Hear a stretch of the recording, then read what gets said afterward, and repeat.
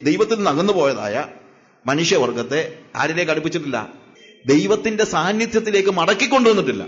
അവരോട് ഉപദേശിച്ചിട്ടുണ്ടായിരിക്കും, പ്രസംഗിച്ചിട്ടുണ്ടായിരിക്കും, പക്ഷെ ദൈവത്തിന്റെ സാന്നിധ്യത്തിലേക്ക് മടക്കിക്കൊണ്ടുവരുന്ന ആ ദൈവിക പ്രവൃത്തി ആരാ ചെയ്തത്? യേശുവാണ് ചെയ്തത്. അതാണ് എന്നിൽ വിശ്വസിക്കുന്നവൻ ഞാൻ ചെയ്ത പ്രവൃത്തി തന്നെ ചെയ്യുമെന്ന് പറയുമ്പോൾ അതിന്റെ അർത്ഥം. അല്ലാതെ എന്താണ്, മരിച്ചവരെ ഉയർപ്പിക്കുന്നതോ അങ്ങനെയുള്ള എന്തെങ്കിലും അത്ഭുത പ്രവൃത്തികളോ അല്ല. അത് നടക്കുമായിരിക്കും, അത് ചെയ്യുമായിരിക്കും. പക്ഷേ ഒരു മനുഷ്യനെ പാപത്തിൽ നിന്ന് വിടുവിക്കുന്ന അത്രയും വലിയ അത്ഭുതമല്ല കുഷ്ഠരോഗത്തിൽ നിന്ന് സൗഖ്യമാകുന്നത്.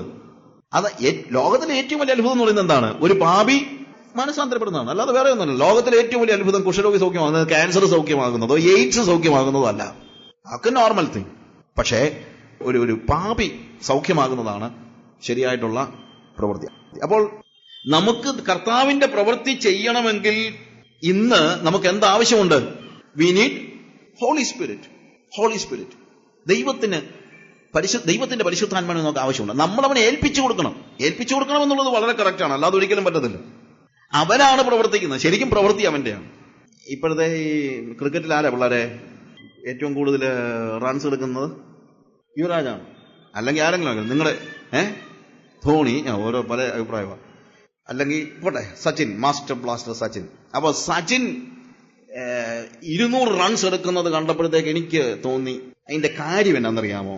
അവന്റെ ഇരിക്കുന്ന ബാറ്റ് ഒരു ഉഗ്രം ബാറ്റാണ്. അപ്പൊ അതുകൊണ്ട് സച്ചിന്റെ ബാറ്റ് ഞാനൊരു 2 കോടി രൂപ കൊടുത്തിങ്ങ് വാങ്ങിക്കുകയാണെന്ന് വെച്ചു.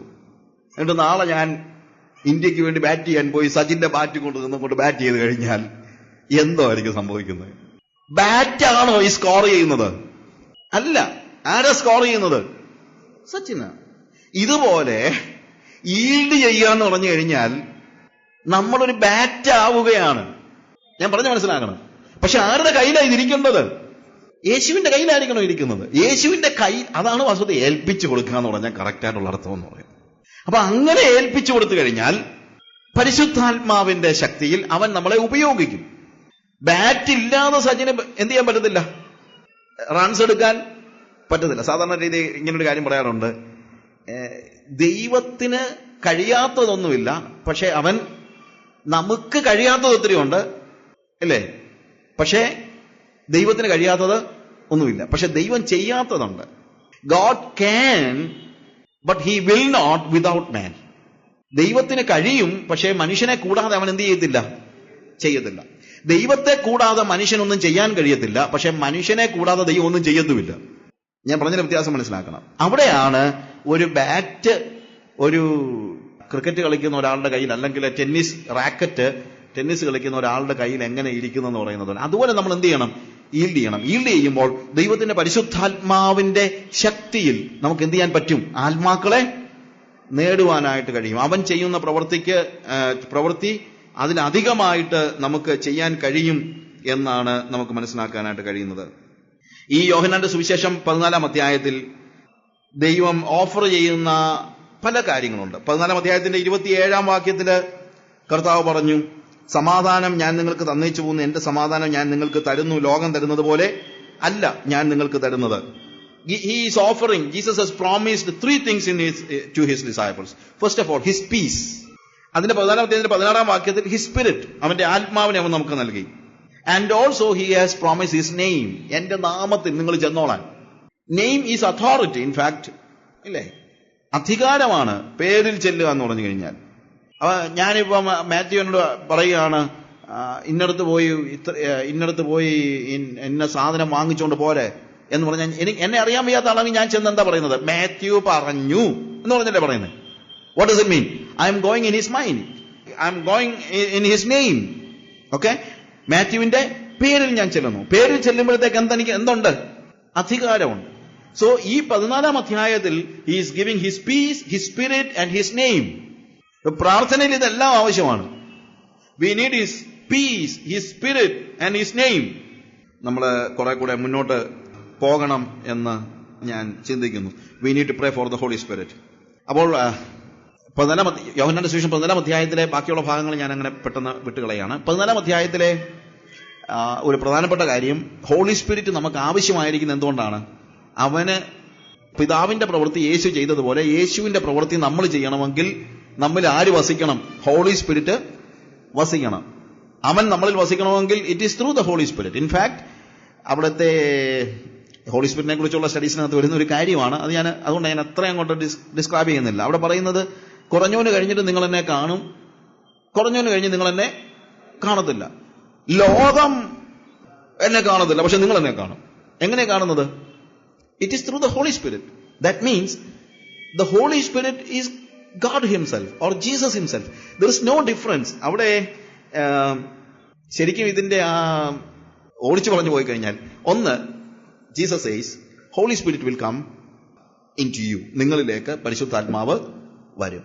പരിശുദ്ധാത്മാവ് വന്നു കഴിഞ്ഞാൽ അത് കഴിഞ്ഞിട്ട് അതിന്റെ 19-ാം വാക്യത്തിൽ കുറഞ്ഞോന് കഴിഞ്ഞാൽ ലോകം എന്നെ കാണുകയില്ല, നിങ്ങളും എന്നെ കാണും. ഞാൻ ജീവിക്കുന്നത് കൊണ്ട് നിങ്ങളും ജീവിക്കും. ഞാൻ എന്റെ പിതാവിലും നിങ്ങൾ എന്നിലും ഞാൻ നിങ്ങളിലുമെന്ന് അന്ന് നിങ്ങൾ അറിയും. നോക്ക്, നിങ്ങൾ എന്നെ അറിയും, പക്ഷേ ലോകത്തിന് എന്നെ എന്ത് ചെയ്യാൻ പറ്റത്തില്ല, എന്നെ കാണാനായിട്ട് കഴിയത്തില്ല. 23-ാം വാക്യത്തിൽ യേശു അവനോട്, എന്നെ സ്നേഹിക്കുന്നവൻ എന്റെ വചനം പ്രമാണിക്കും, എന്റെ പിതാവ് അവനെ സ്നേഹിക്കും, ഞങ്ങൾ അവന്റെ അടുക്കൽ വന്ന് അവനോടുകൂടെ വാസം ചെയ്യും. ഇതാണ് വാസ്തവത്തില് പരിശുദ്ധാത്മാവിന്റെ അനിവാര്യതയെ മനസ്സിലാക്കുന്നത്. First of all the holy spirit is coming, അല്ലേ?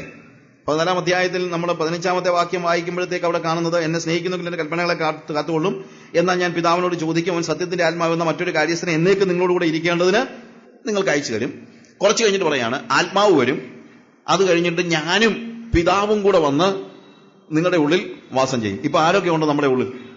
ആദ്യം പരിശുദ്ധാത്മാവ് വന്നു, പിന്നെ ആര് വന്നു? പിതാവും വന്നു, പുത്രനും കൂടെ വന്നു.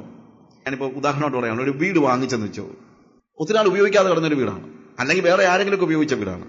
അപ്പൊ വേറെ ഒരു വീട് നമ്മൾ വാങ്ങിച്ചാൽ 1-ാമത്തെ ദിവസം തന്നെ കുടുംബമായിട്ട് നമ്മൾ പെട്ടെന്ന് പോയി താമസിക്കാൻ പോകും? ഇല്ല. ആദ്യം എന്ത് ചെയ്യും? നമ്മൾ പോയിട്ട് ആ വീടൊക്കെ ഒന്ന് നോക്കി, ഇതിനെന്തൊക്കെ ചേഞ്ചസ് വേണം, എന്റെ ഫാമിലിക്ക് താമസിക്കാൻ പറ്റുന്ന രീതിയിൽ ഞാൻ എന്ത് ചെയ്യും?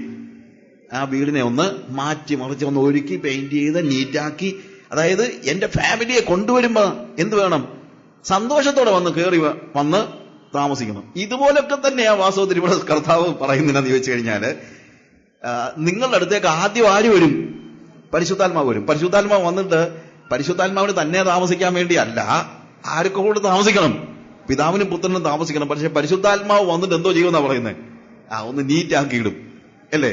അങ്ങനെ നീറ്റാക്കിയിട്ട് കഴിയുമ്പോൾ താമസിക്കാൻ കൊള്ളാമെന്നൊക്കെ അറിയുമ്പോൾ പിതാവും പുത്രനും കൂടെ വന്നിട്ട് പിന്നെ 3 പേരും കൂടെ അങ്ങ് താമസം തുടങ്ങും. ഹല്ലേലൂയ. അങ്ങനെ ഒരു താമസം തുടങ്ങുമ്പോഴാണ് നമ്മൾ പൂർണ്ണമായിട്ടും ദൈവത്തിന്റെ പ്രവൃത്തി നമ്മൾ ചെയ്യാൻ തുടങ്ങുന്നത്. ആദ്യം ക്ലെൻസിങ്. ഹോളി സ്പിരിറ്റ് വന്നിട്ട് എന്തോ ചെയ്യും? നമ്മളെ ക്ലെൻസ് ചെയ്യാണ്. ക്ലെൻസ് ചെയ്തെല്ലാം ഒന്ന് ക്ലീൻ ആക്കി കഴിയുമ്പോഴത്തേക്ക് പുറകെ വരുന്നു. ആരൊക്കെ വരുന്നു? പിതാവ് വരുന്നു, പുത്രൻ വരുന്നു, എല്ലാവരും കൂടെ വന്ന് ഹോളി ട്രിനിറ്റിയുടെ ഒരു ആവാസ കേന്ദ്രമായി തീരും നമ്മൾ. അങ്ങനെ ആവാസ കേന്ദ്രമായി തീരുമ്പോഴത്തേക്ക് പിന്നെ എന്താ പ്രശ്നം? നമ്മൾ അവനെ ഈൽഡ് ചെയ്യുകയാണ്. അവൻ പിന്നെ ഒരു വീട് നമ്മൾ മാറിക്കഴിഞ്ഞിട്ട് ഒരു when I buy a house, when I start living there, പിന്നെ വീടിന് പ്രത്യേകിച്ചൊന്നും ഇല്ല. വീടൊന്നും, ആ വീട് പിന്നെ ആര് ഉപയോഗിക്കുകയാണ്? ഞാൻ ഉപയോഗിക്കുകയാണ്. ഇതുപോലെ തന്നെ ദൈവത്തിന്റെ പരിശുദ്ധാത്മാവ് വന്ന് എന്നെ ക്ലീൻ ചെയ്ത് പിതാവിനും പുത്രനും കൂടെ ഒന്ന് ഇരിക്കത്തക്ക രീതിയിൽ ഒന്ന് പരുവമാക്കി എടുത്തു കഴിഞ്ഞാൽ പിതാവും പുത്രനും പരിശുദ്ധാത്മാവും കൂടെ വന്ന് അങ്ങ് താമസം തുടങ്ങുകയാണ്. പിന്നെ അവർക്ക് ഇഷ്ടമുള്ള കാര്യങ്ങളാണ് എന്നിൽ അവന് ചെയ്യുന്നത്. Praise the Lord. ഹല്ലേലൂയ. എത്ര രസകരമായ, എത്ര സന്തോഷകരമായ ഒരു അനുഭവമാണ് ഇത് നമ്മൾ മനസ്സിലാക്കണം. അപ്പോൾ ഈ പിതാവിനെയും പുത്രനെയും കൂടി ഇങ്ങോട്ട് കൊണ്ടുവരണമെങ്കിൽ ആദ്യം ആര് വരണം? പരിശുദ്ധാത്മാവ് വരണം. അതുകൊണ്ടാണ് പരിശുദ്ധാത്മാവിന് വേണ്ടിയുള്ള വലിയ പ്രാർത്ഥനയുടെ അത്യന്താപേക്ഷികത ഉണ്ടായി വരുന്നത്. ഞാനൊരു ദിവസം ഇവിടെ ഹോളി സ്പിരിറ്റിന്റെ ആവശ്യത്തെക്കുറിച്ച്, പ്രാർത്ഥനയെക്കുറിച്ച് നമ്മൾ പറഞ്ഞിരുന്നു. അതുകൊണ്ട് ഞാനത് അതുപോലെ ഒത്തിരി ഡിസ്ക്രൈബ് ചെയ്യുന്നില്ല. ബട്ട് സ്റ്റിൽ ലൂക്കോസിന്റെ സുവിശേഷം 11-ാം അധ്യായത്തിൽ കർത്താവ് പറയുന്ന ഒരു ഉപമയുമായിട്ട് ബന്ധപ്പെടുത്തിയാണ് ഞാനന്ന് പറഞ്ഞത്. നിങ്ങൾ ഓർക്കുന്നുണ്ട് എന്ന് ഞാൻ ചിന്തിക്കുന്നു. എങ്കിലും ഇല്ലാത്തവർക്ക് വേണ്ടി ഞാൻ ഒന്നുകൂടെ പെട്ടെന്ന് ആ ഭാഗങ്ങൾ പറഞ്ഞു പോകാനായിട്ട് ആഗ്രഹിക്കുകയാണ്. അതിന്റെ 5 മുതലുള്ള 13 വരെയുള്ള വാക്യങ്ങളിലാണ് നമ്മൾ നേരത്തെ പഠിച്ചതായ 3 അപ്പം വായ്പ വാങ്ങുന്ന ഒരു സ്നേഹിതനെ കുറിച്ച് നമ്മളവിടെ കാണുന്നത്. അവിടെ ഏറ്റവും ഒടുവിൽ പറഞ്ഞു നിർത്തുന്ന എന്താണെന്നറിയാമോ? 13-ാം വാക്യത്തിൽ, അങ്ങനെ ദോഷികളായ നിങ്ങളുടെ മക്കൾക്ക് നല്ല ദാനങ്ങളെ കൊടുപ്പാൻ അറിയുന്നുവെങ്കിൽ സ്വർഗസ്ഥനായ പിതാവ് തന്നോട് യാചിക്കുന്നവർക്ക് പരിശുദ്ധാത്മാവിനെ എത്രയധികം കൊടുക്കും. അപ്പോൾ തന്നോട് യാചിക്കുന്നവർക്ക് പരിശുദ്ധാത്മാവിന് എത്രയധികം കൊടുക്കുമെന്ന് പറഞ്ഞാൽ അതിന്റെ അർത്ഥം എന്താണ്? We need to pray for the holy spirit. നമ്മൾ പരിശുദ്ധാത്മാവിന് വേണ്ടി പ്രാർത്ഥിക്കേണ്ടത് വളരെ അത്യാവശ്യമാണ്. തന്നോട് യാചിക്കുന്നവർക്ക് നന്മ എത്രയധികം കൊടുക്കുമെന്നാണ് മത്തായിയുടെ സുവിശേഷം 7-ാം അധ്യായം 11-ാം വാക്യത്തിൽ കാണുന്നത്. അത് വെച്ചാണ് എല്ലാവരും വലിയ പ്രസംഗങ്ങളെല്ലാം വിളമ്പുന്നതെല്ലാം. നന്മ എന്താ നന്മ എന്നറിയാൻ വയ്യാതെയാണ് പല സമയത്തും നമ്മൾ ഈ കാര്യങ്ങളെ കുറിച്ച് പറയുന്നതെല്ലാം, അല്ലേ? നന്മ വാസ്തവത്തിൽ എന്താണെന്ന് ചോദിച്ചാൽ പരിശുദ്ധാത്മാവാണ്. When you are filled with the Holy Spirit, that is the biggest thing that you can have from God. ദൈവത്തിൽ നമുക്ക് കിട്ടാൻ പറ്റുന്ന ഏറ്റവും വലിയ നന്മ എന്താണ്? പരിശുദ്ധാത്മാവ്. അതിന് യാതൊരു സംശയമില്ല. അതുകൊണ്ടാണ് സെയിം പാസേജ്, സെയിം വാക്യം യേശു കർത്താവ് മത്തായിയുടെ സുവിശേഷത്തിൽ പറഞ്ഞത് ലൂക്കോസ് എഴുതുമ്പോഴത്തേക്ക് പറഞ്ഞിരിക്കുന്നത് തന്നോട് യാചിക്കുന്നവർക്ക് പരിശുദ്ധാത്മാവിനെ എത്ര അധികം കൊടുക്കും, ഇല്ലേ? എത്ര അധികം കൊടുക്കും. നമ്മൾ യോഹന്നാന്റെ സുവിശേഷം എന്റെ 7-ാം അധ്യായത്തിന്റെ 37 മുതൽ 39 വരെയുള്ള വാക്യങ്ങൾ വായിക്കുമ്പോഴാണ് കർത്താവ് പറയുന്നത്, ദാഹിക്കുന്നവൻ എന്റെ അടുക്കൽ വരട്ടെ, ഇച്ഛിക്കുന്നവൻ ജീവജലം സൗജന്യമായി കുടിക്കട്ടെ, ഇല്ലേ? എന്നിൽ വിശ്വസിക്കുന്നവന്റെ ഉള്ളിൽ നിന്ന് ജീവജലത്തിന്റെ നദികൾ പുറത്തോട്ട് ഒഴുകും. അവിടെ പറയുന്നത് എന്താണ്? അവിടെ വീണ്ടും പറയാണ്, അത് തന്നിൽ വിശ്വസിക്കുന്നവർക്ക് ലഭിക്കാനിരിക്കുന്ന പരിശുദ്ധാത്മാവിനെ കുറിച്ചാണ് അവനത് പറയുന്നത്. അന്ന് വരെ ആത്മാവ് വന്നിട്ടില്ലാതിരുന്നതുകൊണ്ട് അത് അവർക്ക് മനസ്സിലായില്ല. പക്ഷെ അവിടെ പറയുന്ന കാര്യം, ഇഫ് യു ആർ തേഴ്സ്റ്റി, നിങ്ങൾ ശരിക്കും ദാഹമുണ്ടെങ്കിൽ, ആ ദാഹവാസത്തിൽ പ്രാർത്ഥന എന്ന് പറയുന്നത്, ഇല്ലേ? പ്രാർത്ഥന എന്ന് പറയുന്നത് വർത്തമാനം മാത്രമല്ല, വാക്കുകൾ മാത്രമല്ല. എന്താണ്? It is the heart cry of man. അതുപോലെയുള്ള it should be a heart cry എന്ന ഹൃദയത്തിന്റെ കരച്ചിൽ. എന്തിനു വേണ്ടിയുള്ള കരച്ചിൽ? പരിശുദ്ധാത്മാവിന് വേണ്ടിയുള്ള കരച്ചിൽ, ഇല്ലേ? ആത്മാവിന് വേണ്ടിയുള്ള കരച്ചിൽ. ഇന്നിപ്പോ നമ്മുടെ പ്രോബ്ലം എന്ന് വെച്ച് കഴിഞ്ഞാൽ ആത്മാവിന് വേണ്ടിയുള്ള കരച്ചിൽ ഇന്ന് കേൾക്കാനേ ഇല്ല, ഇല്ലേ? ഞാൻ പലപ്പോഴും പറയാറുണ്ട്, നമുക്ക് ഭൗതിക കാര്യങ്ങളിൽ ദൈവം പറയുന്നത് നിങ്ങൾ സംതൃപ്തരായിരിക്കണമെന്നാണ്. ഉള്ളത് കൊണ്ട് തൃപ്തിപ്പെടുവിൻ. യാതൊരു കാരണവശാലും ഭൗതികമായ ഒരു കാര്യത്തെക്കുറിച്ച് അതൃപ്തി ഉണ്ടാകാനായിട്ട് പാടില്ല. ഞാൻ കഴിഞ്ഞ ദിവസം ഇന്നലെ പറഞ്ഞ കാര്യമുണ്ട്, അബ്ശാലോമിന്റെ കാര്യം പറഞ്ഞ കാര്യമുണ്ടല്ലോ. അബ്ശാലോം പോയത് ആരുടെ അടുത്താണ്? അസംതൃപ്തരായ ആളുകളുടെ അടുത്ത്. ദൈവം നമ്മളിന്ന് പ്രതീക്ഷിക്കുന്നു നമ്മൾ ഭൗതിക കാര്യങ്ങളിൽ പൂർണ്ണ സംതൃപ്തരായിരിക്കണമെന്നാണ്. പക്ഷെ ആത്മീയ കാര്യങ്ങളിൽ എപ്പോഴും ദാരിദ്ര്യം അനുഭവിക്കണം. ആത്മീയ കാര്യങ്ങളിൽ എപ്പോഴും ആത്മാവിൽ ദരിദ്രരായവർ ഭാഗ്യവാന്മാർ. എപ്പോഴും നമുക്കൊരു ദാഹം, എപ്പോഴും ഒരു വിശപ്പ്, എപ്പോഴും ഒരു കരച്ചിൽ, എപ്പോഴും ഏറ്റവും കൂടിയ എന്റെ ഇപ്പോഴത്തെ സ്റ്റേജിനേക്കാൾ ഉപരിയായ ഒരു ആത്മീയ അവസ്ഥയ്ക്ക് വേണ്ടിയുള്ള വലിയ ഒരു അഭിവാഞ്ച, ആഗ്രഹം, കർത്താവിനോട് ചേരാനുള്ള വലിയ മോഹം. എന്റെ ഉള്ളം നിന്റെ പ്രാകാരങ്ങളെ വാഞ്ചിച്ച് മോഹിച്ചു പോകുന്നു. ഞാൻ എപ്പോൾ ദൈവസന്നിധി ചെല്ലുവാനിടയായിത്തീരും. നീർത്തോടുകളിലേക്ക് ചെല്ലുവാൻ ആഗ്രഹിക്കുന്നത്, കാംക്ഷിക്കുന്നത് പോലെ ദൈവമേ എന്റെ ആത്മാവ് നിന്നോട് ചേരുവാൻ കാംക്ഷിക്കുന്നു. നോക്ക്, അപ്പോൾ അവിടെ ആത്മീയ കാര്യങ്ങളിൽ, ആത്മാവിന് വേണ്ടിയുള്ള കാര്യങ്ങളിൽ എന്തുണ്ടായിരിക്കണം? വലിയ ദാഹം ഉണ്ടായിരിക്കണം. ഭൗതിക കാര്യങ്ങളിൽ എപ്പോഴും സംതൃപ്തി ഉണ്ടായിരിക്കണം. നമ്മുടെ പ്രശ്നം ആത്മാവിന്റെ കാര്യത്തിൽ നമ്മൾ വളരെ സംതൃപ്തരാണ്. We are very much happy with what we are. നമ്മളുടെ ഇപ്പോഴത്തെ അവസ്ഥ എന്താണോ അതിനകത്ത് നമ്മൾ വളരെ സംതൃപ്തരാണ്. ഭൗതിക കാര്യങ്ങളിൽ ജന്മം ചെയ്താൽ നമുക്ക് സംതൃപ്തി ഉണ്ടാകത്തില്ല. ഇവിടെ ഇതിന്റെ പ്രോബ്ലം, ഇവിടെയാണ് നമ്മൾ തിരിച്ചു വരേണ്ടത്. അതുകൊണ്ടാണ് കർത്താവ് പറയുന്നത്, തന്നോട് യാചിക്കുന്നവർക്ക് ദൈവം പരിശുദ്ധാത്മാവിനെ എത്ര അധികം നൽകും. ദൈവത്തിന് പരിശുദ്ധാത്മാവിന് വേണ്ടിയുള്ള വലിയ അപേക്ഷ. We need to pray for the holy spirit. Even Jesus was praying for the holy spirit. Yeshu കർത്താവ് അവന്റെ സ്നാന സമയത്ത് ലൂക്കോസിന് ശേഷം 3-ാം അധ്യായം 21-22 വാക്യങ്ങൾ വായിക്കുമ്പോൾ അവൻ സ്നാനമേൽക്കുമ്പോൾ പ്രാർത്ഥിച്ചുകൊണ്ടിരുന്നു. സ്നാനമേറ്റ് പ്രാർത്ഥിക്കുമ്പോൾ സ്വർഗം തുറന്നു, പരിശുദ്ധാത്മാവിന്റെ മേൽ വന്നു. എന്താ അതിന്റെ അർത്ഥം? അവൻ എന്തിനു വേണ്ടിയാണ് പ്രാർത്ഥിച്ചത്? പരിശുദ്ധാത്മാവിന് വേണ്ടി. ദൈവം അവന്റെ പ്രാർത്ഥനയെ കേട്ടു. നോക്കുക, യേശു കർത്താവ് നമ്മളെ പോലൊന്നും അല്ലല്ലോ. He was born of the spirit. Lukose 1-ാം വാക്യത്തിൽ പറയുന്നത് അവൻ ആത്മാവിൽ ഉരുവായെന്നാണ്, ഇല്ലേ? ആത്മാവിനാൽ ഉരുവായി. അതിന്റെ 2-ാം അധ്യായത്തിന്റെ 40-ാം വാക്യത്തിൽ നമ്മൾ വായിക്കുമ്പോഴത്തേക്ക് പൈതൽ വളർന്നു, ജ്ഞാനം നിറഞ്ഞു, ആത്മാവിൽ ബലപ്പെട്ടു വന്നു. He was strong in spirit. ദൈവത്തിന്റെയും മനുഷ്യന്റെയും കൃപയിൽ മുതിർന്നു വന്നു. 52-ാം വാക്യം വായിക്കുമ്പോഴത്തേക്ക് grew in the favour of God. അങ്ങനെ ആത്മാവിൽ ഉരുവായ, ആത്മാവിൽ വളർച്ച പ്രാപിച്ച, ദൈവത്തിന്റെയും മനുഷ്യരുടെയും കൃപയിൽ മുതിർന്നു വന്ന യേശു 30 വയസ്സായപ്പോൾ പറഞ്ഞു, കർത്താവേ, പിതാവേ, ഞാൻ ആത്മാവിലാണ് ഉരുവായത്, ആത്മാവിലാണുള്ളത്, പക്ഷേ I need more holy spirit. ഇതൊക്കെ ശരിയാണെങ്കിലും എനിക്ക് വീണ്ടും എന്ത് വേണം? I need more holy spirit. കർത്താവ് പറഞ്ഞു യെസ്. കാര്യം കർത്താവ് പറഞ്ഞു തന്നോട് യാചിക്കുന്നവർക്ക് അവൻ പരിശുദ്ധാത്മാവിനെ എത്ര, അത് അവന്റെ സ്വന്തം അനുഭവമാണ് പറയുന്നത്. യേശുവിന്റെ സ്വന്തം അനുഭവം കർത്താവ് പറയാണ്, മോനെ, ഞാൻ പരിശുദ്ധാത്മാവിന് വേണ്ടി എന്റെ പിതാവിനോട് അപേക്ഷിച്ചു, അന്നേരം തന്നെ പരിശുദ്ധാത്മാവിനെ എന്റെ മേൽ അവന് അയച്ചു. നീ പ്രാർത്ഥിക്ക. തന്നോട് യാചിക്കുന്നവർക്ക് പിതാവ് പരിശുദ്ധാത്മാവിനെ എത്ര അധികം കൊടുക്കും. So we need more holy spirit. Yeshu കർത്താവിന്റെ ജീവിതത്തിൽ കർത്താവിന് ബോധ്യമായി അവനെ ഫലമേൽപ്പിച്ചിരിക്കുന്ന ശുശ്രൂഷ ചെയ്യുന്നത് മാനുഷികമായ നിലയിൽ ചെയ്യാൻ കഴിയുന്ന കാര്യമല്ല. എന്താ?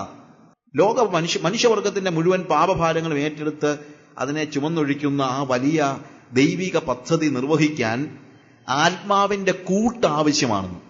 The partnership of the holy spirit. So he wanted to see, he never wanted to see that he is alone. He was always with the Father. അവൻ എപ്പോഴും ആരുടെ കൂടെ ആയിരുന്നു? പിതാവിന്റെ കൂടെ ആയിരുന്നു.